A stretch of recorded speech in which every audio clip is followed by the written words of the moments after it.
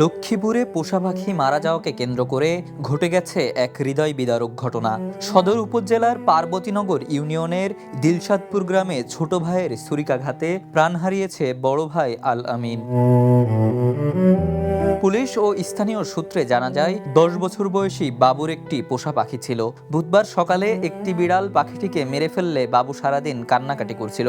এ সময় বড় ভাই আল আমিন তাকে শান্ত হতে বললে দুই ভাইয়ের মধ্যে কথা কাটাকাটি শুরু হয়।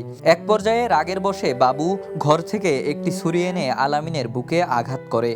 ফালতু শালিক বড় ভাই একটা বিড়াল ছিল, তখন ছোটো ভাই মনে করছে কি যে তার বিড়ালের পাখিটা খাইয়ে লিছে। এইটা নিয়ে একটা জব্দ হইতেছিল ভাইয়ের ভিতরে।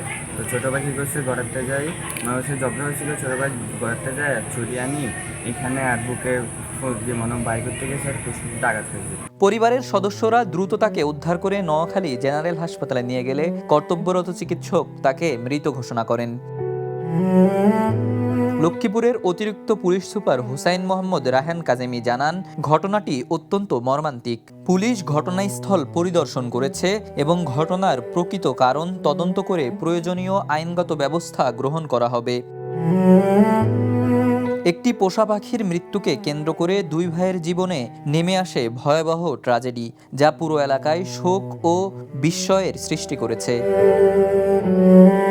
Desk report, the news. দেশে দেশে সবার সাথে দ্য নিউজ।